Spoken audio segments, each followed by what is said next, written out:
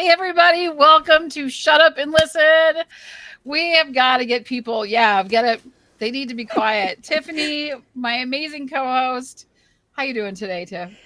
I'm good. I've had kind of a hit and miss morning health wise. I am happy to be here. I'm doing good. Got my tea, got my brie. We're good. Oh, wow. That's like I know, we're doing it. I How love about it. you? I How are love you it. this morning? I am good.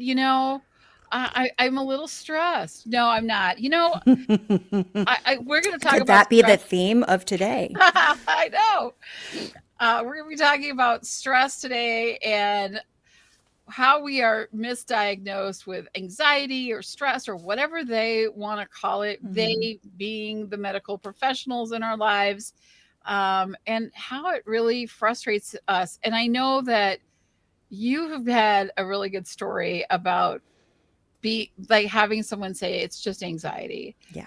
Do you want to share a little of that? Which one? Which Well, story? I know, there's a lot. Seriously, when I go back and I look at my medical notes, it's almost every doctor puts that in their medical notes that my hypertension and my physical issues, it's essential hypertension elevated by anxiety or elevated by stress. And my latest one, it was a female doctor, nephrologist, who's like, we've done everything for you we can. At this point, it's just your weight. It's your weight. We talked about weight last week. She's like, you need to lose weight. I'm like, fine. I said, fine. I will. I finally caved in and like, good. I'll do medical weight loss. I can't do the GLP ones, but I'll do medical weight loss. I said, I am so excited to lose this weight to prove to you that this is not my weight causing this. Okay. And I was upset. I was visibly upset, like tears in my eyes. And I was just kind of going at her because I just felt so dismissed. And so, like, these doctors can't see beyond a few extra pounds, right? And it's very frustrating. And as if you have a few extra pounds and somehow you're not worthy of looking into deeper, which just, oh, anyway, it felt upset. Looking at the notes after, she said, the patient is very emotionally distressed about her weight. I suggest behavioral therapy to help her with her anxiety. Wow. I was like, I'm not distressed about my weight. Would I like to lose a few pounds? Sure. Does it make me cry every day when I look at the mirror? No. Right? Like, I'm not distressed about my weight. I'm distressed that you dismiss my concerns because of my weight.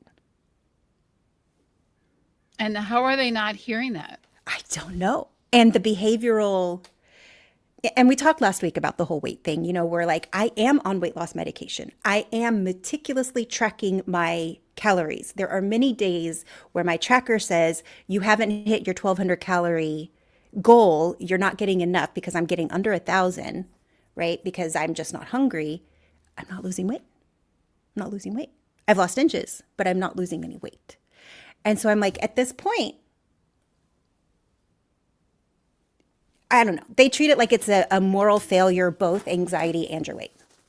I have to agree with that. I mean, they just assume so many things, or, and this is something that I definitely want to get into later in this episode is how they just don't, when we've talked about this too, how they just don't care to dig deeper. Mm-hmm. I'm all Survivor. I love the show Survivor on CBS. I watch it like a super fan. And Jeff Probst is the host, and he always says, dig deep, right? And so I keep hearing that in so many of the things that I do. Dig deep. Like I'm expecting my doctor to dig deep into what is ailing me. I went to the doctor not for you to tell me what my friends or my daughter or someone in my life is saying. You're so stressed out, you're got so much anxiety.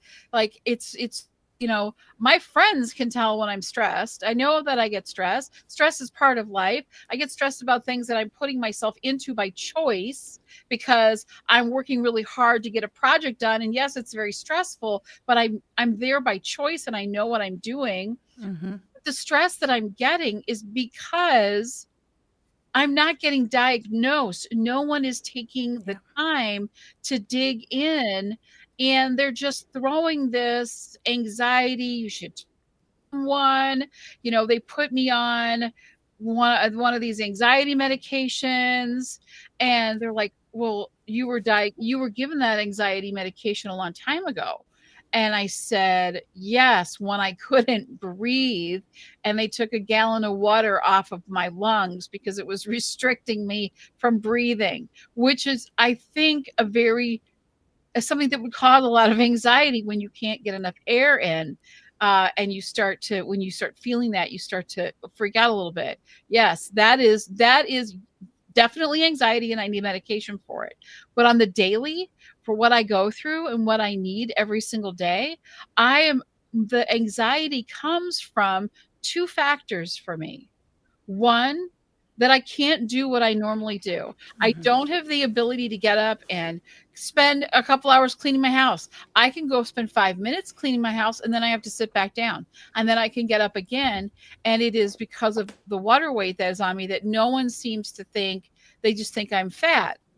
And it's water weight. And so because you won't diagnose that, and I'm struggling with it and I'm not getting any solutions for it, yes, I do have a lot of stress and a lot of anxiety, and the doctor is the cause of it. Yeah. What blows me away about your case, Bri, is you have a very, very serious diagnosis Mhm. with your heart, and you've had heart surgery, and it's obvious that there are documented, very specific, findable issues with you. And the fact that your doctors aren't going, okay, this woman has had heart surgery and now she's holding on to water weight. Something in her body is not working correctly, not pumping correctly, not filtering correctly, like whatever. Let's help her. And XYZ treatment helped her in the past. Let's go, because this is hard on your body. It is. This extra weight really stresses all of your systems. And that really blows me away, because I'm like, I kind of get it in my sense, because there's not anything super visible. There's not anything they can really put their finger on and go, it's that. I kind of have a lot of like little things. But you, I mean, that's scannable. That's detectable. That's like obvious. It's there in front of their face. It just kind of blows me away. It blows me away that they're not willing to try treatments, and that I've actually had a treatment. I went into the hospital. I spent 12 days in the hospital. I was put on IV diuretics, which worked extremely effectively. I lost 80 pounds of water weight in 12 days. That's So insane. and when I left, the nurses, because you stay for 12 days, you get a rotation of nurses. The nurses that saw me in the beginning and then didn't see me until I was leaving were like, "We don't even recognize you as the same person. And you knew me when I was at my normal weight of Mm-hmm. 150 pounds. And I don't recognize myself when I look in the mirror and the things that I can't do." And so I have proven results of Yeah. this working, but they won't try it again. They they don't they won't recognize the fact that IV diuretics work for me, and the diuretics that they give me don't. They're not as effective, and they're not working. Mm-hmm. And so the fact that they won't allow that to happen, and yes, it causes me tremendous amounts of stress. And there is some stress, of course, to my body just from carrying all this water weight. Mm-hmm. But the my biggest frustration, and the part that does have me breaking down in the mirror, crying and sobbing my heart out, is the fact that they won't fix it, or they Yeah. won't even That it is try. fixable.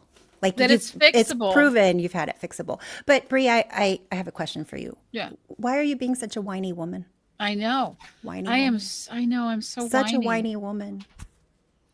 And I think that I think I need to be a louder whiny woman. I need to be a more powerful and stronger whiny woman. You know, the fact that that's even a thing, that that is like almost like a diagnosis that they don't tell you, that they give Mary, you. Mary, was it Mary Claire Haver, the Hmm. very famous menopause doctor, said that in medical school they actually have this diagnosis WWD, whiny woman diagnosis. It's What? insane. What? And women diagnose you as that. Female Right. doctors use Yeah. it. Yeah. I don't get it. It's absolutely mind blowing to me. It's so incredibly frustrating. And in my opinion, it's just them saying, I'm not willing to do my job and find a solution. And you're a doctor, you are a mystery solver. That is your job. You went Hmm. to school to look at symptoms and test results to then make a diagnosis. And when you label something as whiny woman diagnosis, then you are saying you don't know. We're supposed to be silent and basically die in silence, Hmm. right? Even in childbirth, like women get made fun of if they're too loud in childbirth. Like, you push a watermelon out of your hoo ha and tell me you're not going to be noisy, okay? Um, we have to suffer in silence, and that kind of male stoicism, right? Of, I mean, men die at greater rates because they don't go to get taken care of. Because that'd be And whining. when, right, and when they see a doctor, they're in some sort of critical shape. They've had a heart attack. They've done this, and whereas we're going to the doctor going, I know something is wrong. I don't want to get to the point where my kidneys are failing or I have a heart attack or this is happening or that is happening. I feel it now and I would like more preventative care. Somehow that's irritating, more irritating than somebody coming in that's had a catastrophic heart attack. Like, I don't, it just doesn't compute with me at all.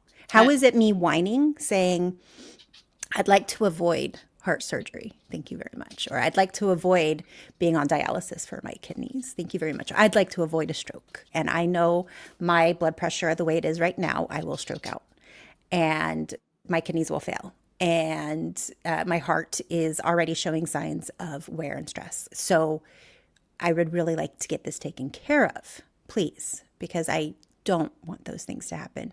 You would think a doctor would be like, oh, great. Somebody that is proactive and that wants to solve her problems, right? Somebody who is willing to stay in the hospital for 12 days.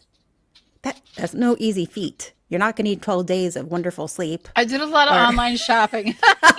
I'm sure you did. I Sure you did. did. Hospitals are not zen places of rest and relaxation. They're It's coming true. in all the time. Lights are always on. People are noisy. They're It's taking always blood at cold. 4 a.m., They're 3 a.m. They're taking doing, blood. yeah, all that So the stuff. fact that you were there for 12 days to feel better, like, that's a sacrifice you made for your health to feel better. Hmm. You would much rather be in your own bed, Absolutely. eating your own food, with your family. So for some reason, they're not seeing that, and so they define it as, oh, you're whiny, like you're wanting all of this extra care, you're wanting all of this. We're Yeah, complex beings with we complex are. systems, hormones, and all our female working systems, and it's just, We create human life inside of yes, ourselves. yes, So we we do. are more complicated. It is true. And we do preventative because we also know that it is part of who we are. So when we raise our children and we do things, we're not waiting till the last catastrophic minute for our children. We're always saying, get to bed early, eat breakfast, do the things that take care of your body so that Hmm. you don't end up in a bad space. We've been training our littles to do that, and trying to take care of ourselves, and we never, and then when we do put ourselves first, which we don't very often, it somehow is held against us, and where we're saying, Mhm. and we say it so we're blue in the face. I literally just got a message, a letter from my cardiologist saying, hey, you need to come back in and have some more checks done. We need to see you again. And I am now, from just doing this podcast with you, and I lost my, I don't know why my camera decided to go out, but it did. There we go. I am going to be doing, I'm going to be very forceful and speaking to him in a different way, because Mm. I'm not going to be, I just got really little. You look fine to me. I got really small on the screen. Thinking about the oath that doctors take to care for people and knowing that the way we're disregarded is super frustrating. Yes, Yeah, Amy. Amy, we agree with you. Yeah. We agree with you on that 100%. And I want to again reiterate, we're not doctor haters, right? These people work very hard, and it's 10, 12 years of schooling depending on what their specialty is, and a lot of sacrifice, and a lot of times they are kneecapped by the insurance industry, and that they're only allowed to spend 15 minutes and they're not allowed to do XYZ testing or treatments because insurance won't pay for it. And I'm sure it's very frustrating to the doctors. Like it's even to the point where doctors can't have their own practice because it is just so expensive to practice. They have to work for somebody else. And it used to be doctors were pretty much entrepreneurs, like they could have their own practice, and they just can't do that anymore. And so there's Mm-hmm. somebody else in charge of their life and telling them how they can be doctors. So I am sure a lot of this comes from their frustration and they're not being able to be doctors the way they want to be. And there are a lot of doctors that are just leaving the insurance system altogether so that they can care for the patients the way they want to.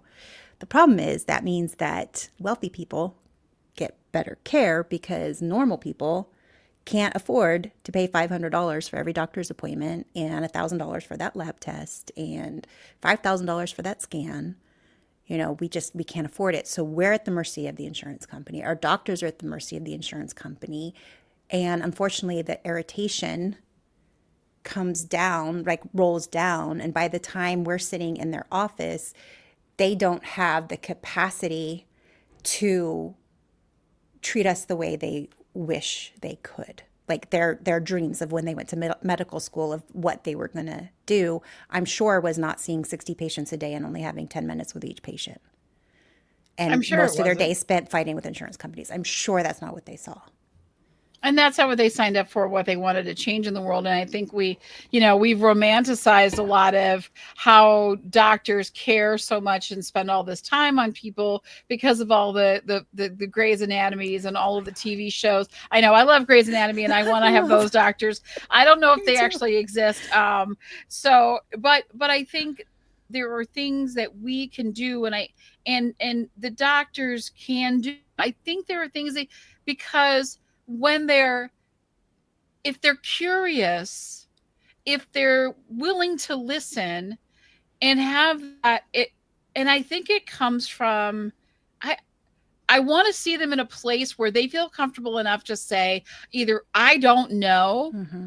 or let's work on some things, and what can we do, because I know as patients, you and I are very willing. You have been documenting, I've documented all of my blood pressures, all of the things that are happening to me.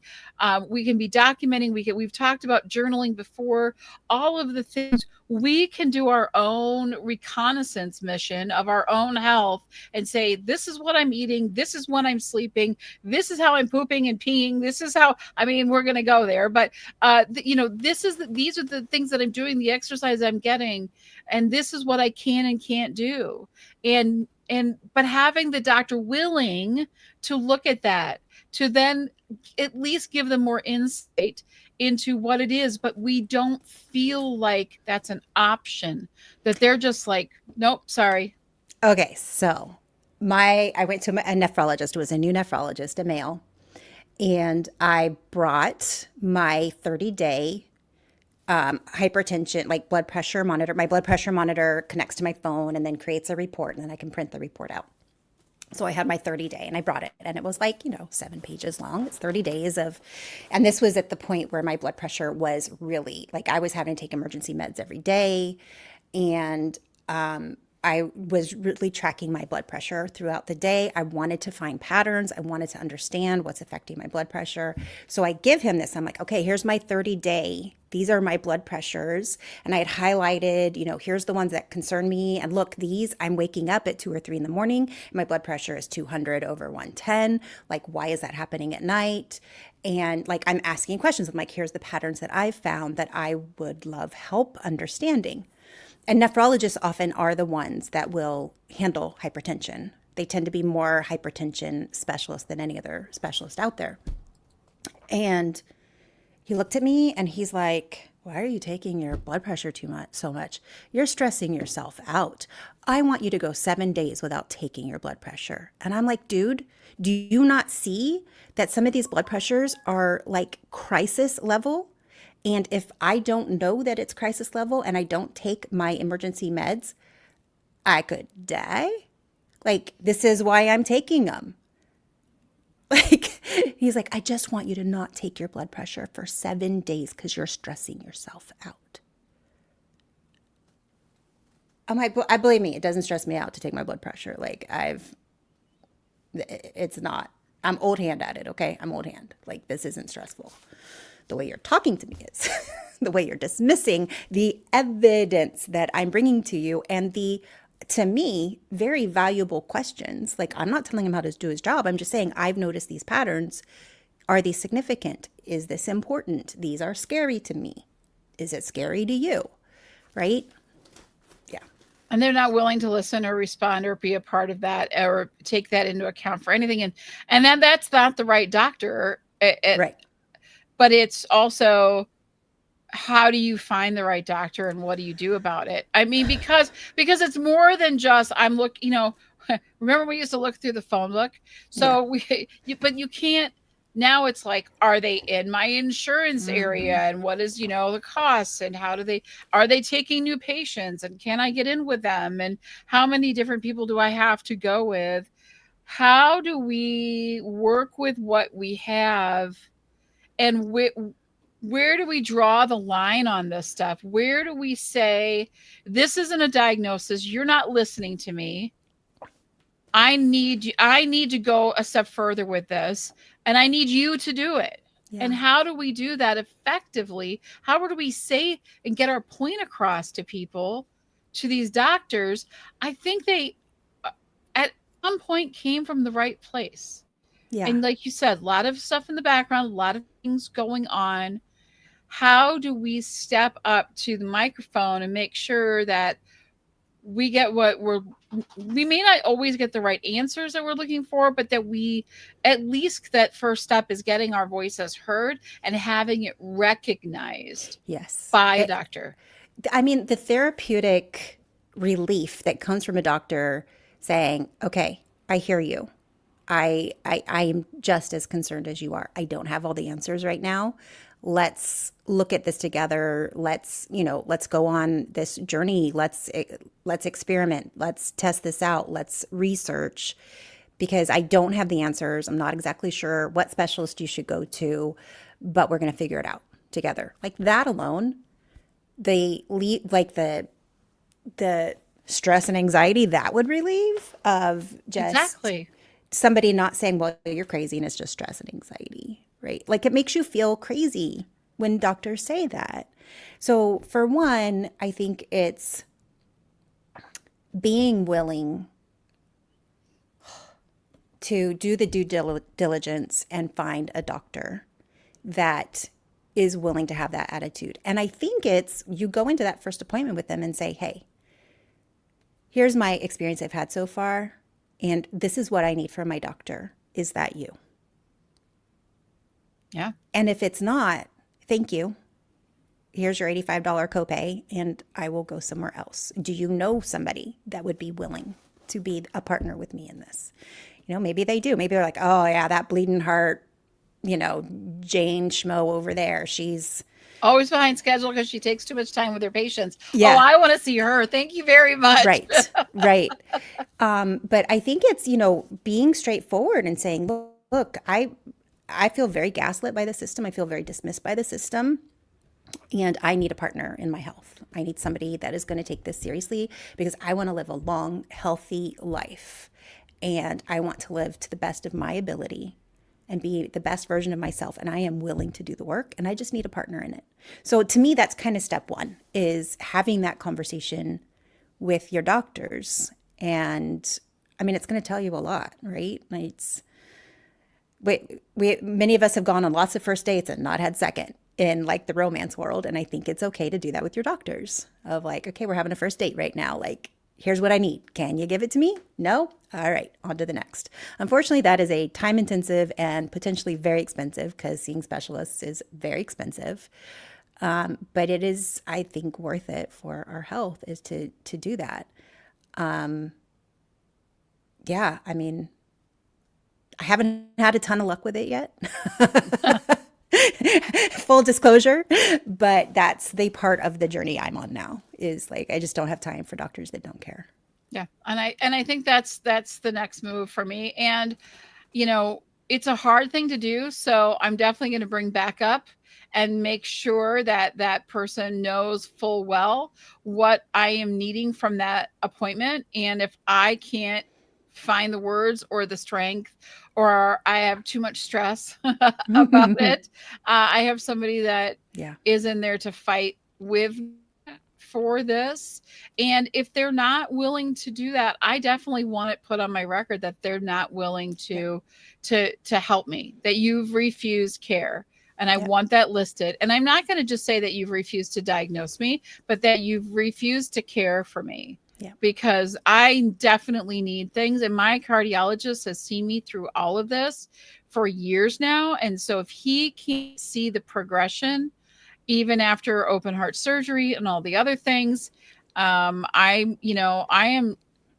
want to be upfront. I want to put myself first. Yeah. And that is something that we as women especially always put ourselves last. I I've had to come through a lot to start putting myself first, and it took a big Hmm. scare, and I don't want others to feel like they should put themselves last. Speak up for yourself. Yeah. Take charge of your health. Nobody else is going to do it as well as you are. You're going to know when things feel off. Trust that, and and speak out about it. Hmm.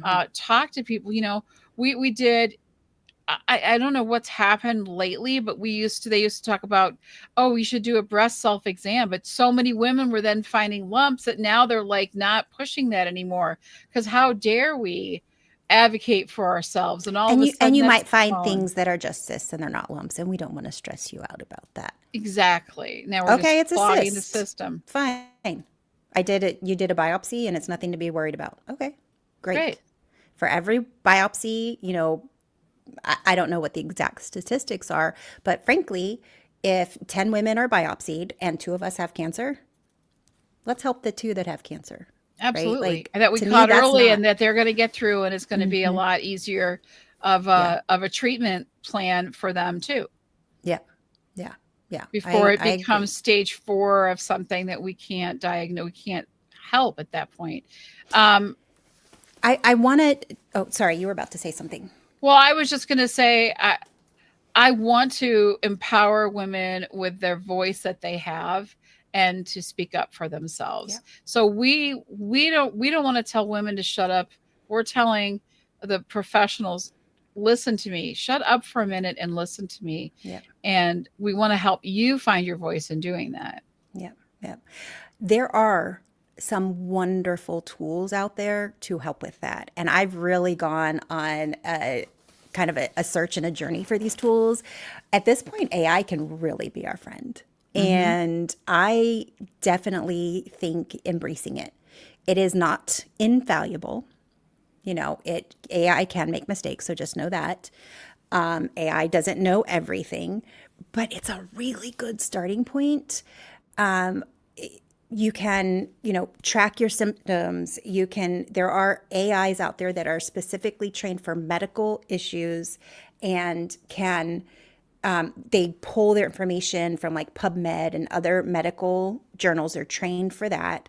And so you can ask questions and get really thoughtful answers back. And you can say, can you share the research with me? And that research, it'll cite it. Here's where it is. And I think it's really important, especially in a time of great misinformation and a time when doctors are really overwhelmed, us taking control and power of our own health at a certain level, I think is really, really good, because then we go to a doctor, and if they are not willing to explore these things that you have questions about, they're not willing to answer your questions, you can say, but I know the answers are out there. I've been exploring, I've been researching, and I found XYZ, and I have questions about this.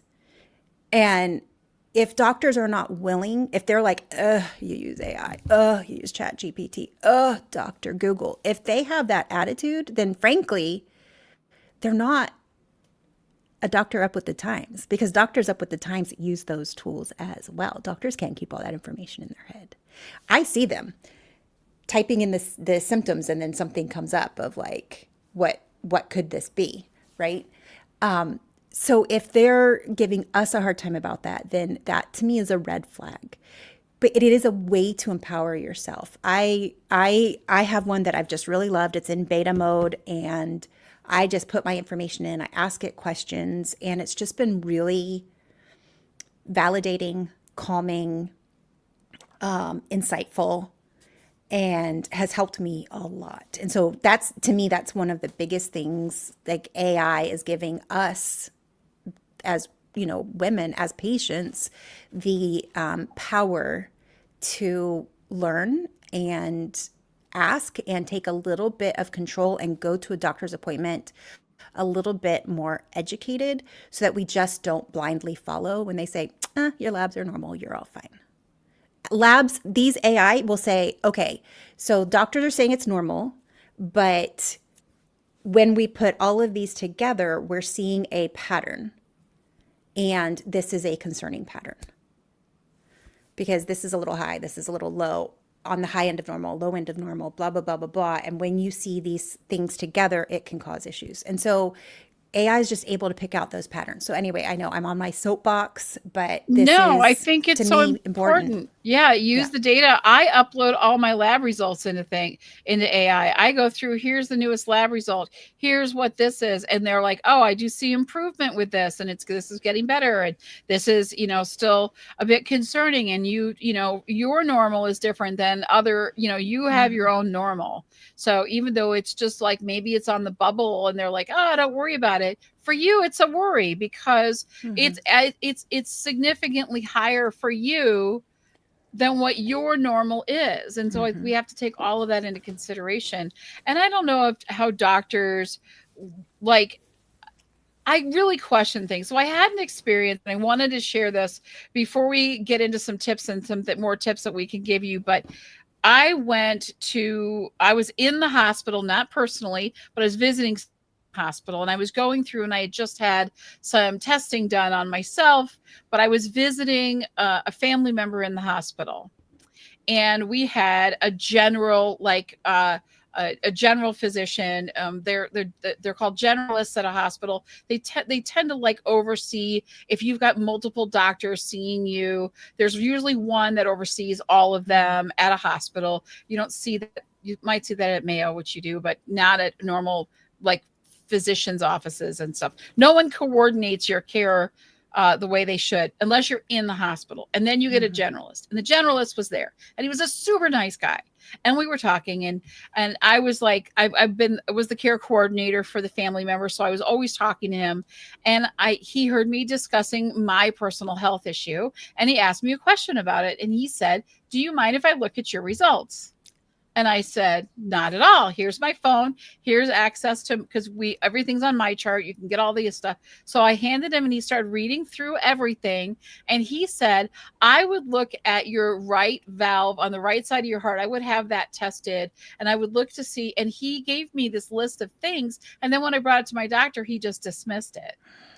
But here was a guy that had nothing to do with my case, that's a generalist. So he's used to looking at all of this stuff. And he was just like, oh, I would definitely look at this. And then I brought that to my cardiologist and he just dismissed it because it was not from him and he hadn't thought of it. It was an ego thing. It was a heaven forbid we should be looking at the best interest of our patients, or like whoever suggested it. I think you need a new cardiologist, Bri. I definitely need a new cardiologist. We're going to have a little meetup coming up shortly and I might be showing the door and I'm okay with that. I am perfectly fine. I like to be that person sometimes when I'm demanding my own care because I cannot live the way I'm living like this much longer. It is not quality of life. It is, there's no quality of life, though I'm doing career wise incredible things, and like things are like I've got this massive like things taking off in my business and all the podcasts I'm doing, and I love what I do, and yet I can't enjoy life, run and play with my kids. Well, they're all grown, but grandkids, and do the things and take my dogs for a walk. It is a challenge. It is difficult. And I am so tired. I am too young to be in this position to live like this. And I need to get good and mad enough to demand better care. And I empowers me. This podcast empowers me. It shows me, I'm not alone. Lots of people, especially women, are struggling with all of these things. Maybe not my health conditions, but similar health conditions where we're not heard and that we're thrown this, you're just whiny. It's just anxiety and stress. I am stressed from you. I am stressed from your diagnosis or lack thereof. And I am, you want this stress gone? Then start doing your job. And I'm angry. So I'm going to be the angry woman, I think, the next time. I don't know if that's the solution. I will check back in and let you know. I'm going to make an appointment, but you know how fast you get into a cardiologist. We could be in 2026 by then, but maybe I'll get in sooner. Who knows? Well, we've talked about using data and bringing that in. I just talked about, and you talked about advocating for ourselves and seeking better providers.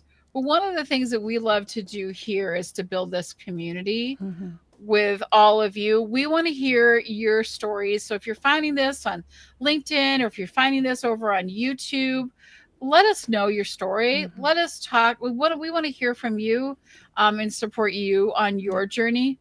It's something that I think the larger the group that we surround ourselves with, the stronger we are in advocating for ourselves. Absolutely. To me, community is vital. Knowing there's other people that are just as frustrated as you and feel the same way, and just knowing you're not alone is really, really powerful. And I also think it's really important to surround yourself with people who can hear you, hear your frustrations, and not necessarily wallow in the mud, but also not be toxic positivity, right? So being with people, like to me, this conversation, like we're able to talk about what frustrates us. We're able to, this really makes me mad, but then we're also able to say, okay, so here's what I'm going to do different next time. Here, I'm going to try this, and I'm going to try this, and I'm going to try this. So to me, that's what you need in your community is people to hear you, validate your feelings, and say, okay, how do we strengthen our position? How do we empower ourselves? How do we, have our voices heard? How do we advocate for ourselves? And so if you're in a community like that, then you're so much stronger. If it's just complain, then there's no way to get stronger. And if it's just toxic positivity, eat your carrots and drink your green juice and you're going to be great, because disease is just the lack of ease in your body. So just think positive and everything will be good. Like that drives me crazy too. So there's somewhere in the middle of,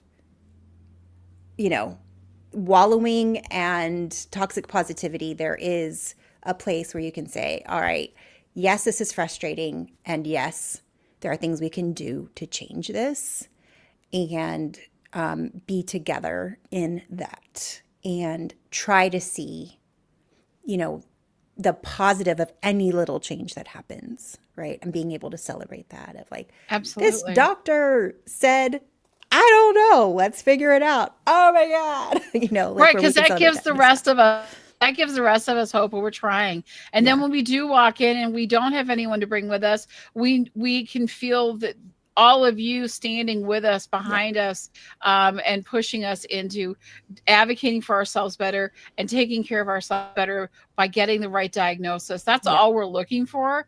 And I know that I don't post a lot about my medical things, and a lot of that comes from, and I don't mean to offend anybody. I know everyone has tried a lot of things and some things work for you. And I know there's a lot of different magic formulas and things out there, and there are things that I've used that have made me feel better. They haven't solved my problem, and I have a very serious problem, so I can't just take this lotion potion, the blah blah blah blah blah thing. And I appreciate it, but we're not looking for that either. We're not advocating that people, oh, well, come in and give us all of your magic dust to make us better. What we are really, the whole point of this for us is to advocate for better health for yourself, Yep. take better care of yourself, but understand that what you're thinking and the way you're feeling is important. You Yep. are important. Your health matters, and that we are there with you to advocate for that health with whatever path you choose with your Yep. doctor or finding a new doctor or whatever that is, that you deserve that. Yes. That is the thing. And I'm going to close this up, and then I'm going to toss it back to you, Tiphany, to wrap us completely. But it took me a very long time in my life to put myself first. Mhm. I didn't think, as a mother, I always ate last. I did everything last. Everything was my family first in front of I would sleep last. I wouldn't matter what time I had to go to bed or what time I had to get up. I was always putting myself Yep. last. And then I had this horrible heart issue. And my doctor said, you have to take better care of yourself. And so I had to change my entire lifestyle Mhm. to do so. And I was shopping one day at the store, and I remember many times always putting all of my food, the things that the treats for myself or the healthy food for myself, always at the end of the checkout line, because I would watch that register to make sure I had enough money to pay for everything. And I didn't want my kids to go without. So if we had to go without, it was me that would go without. And about 6 months after my diagnosis, I was shopping, and I put my stuff, and I loved Cheerios. I still love Cheerios. I don't eat them as much anymore, but they were heart healthy. They were my choice for a quick and easy breakfast that had low sodium. And I would always buy it last. And there was a day when I reached in the cart, and the very first thing I put up on the belt to check out at the grocery store was my Cheerios. And I knew at that moment, silently to myself, without saying a word to anyone around me, that I had decided that I was going to start choosing myself first when it came to my health. And that's what we want you to do. We want you to Mhm. choose your health, speak up for your health, and let us be the cheering behind you and helping Mhm. you advocate for yourself and choosing you first. So Yep. that was a big moment for me. It was a quiet moment. Inside, I was sobbing and like, yay, and cheering myself on, but nobody knew. But choose the Cheerios is Choose my the lesson. Cheerios. I love that. I love that. I'm going to wrap it up, build on that of what you're feeling in your body is real. And so trust yourself. Don't let anybody gaslight you. I do a series, I do skits on medical gaslighting. Medical gaslighting, it's really fun. Medical gaslighting is not fun, but it's fun to do the skits because it really brings to light what gaslighting looks like. And I think this idea of gaslighting is new to a lot of people. Gaslighting is basically your concerns are dismissed. It can happen in relationships of, I didn't really say that. You're taking it out of context. I didn't mean it like that. I was just joking. That's nothing to be upset over. You're being upset. You don't remember it correctly. That's all gaslighting in relationships, and it's very toxic. And in medicine, gaslighting is, it's just stress. You're overweight. You're imagining it. Everything's normal. I don't know what you're worried about. You're a whiny woman. You're seeking care when you don't. You're taking somebody's space that real has a real problem, right? And that's gaslighting because the doctor is not taking you seriously.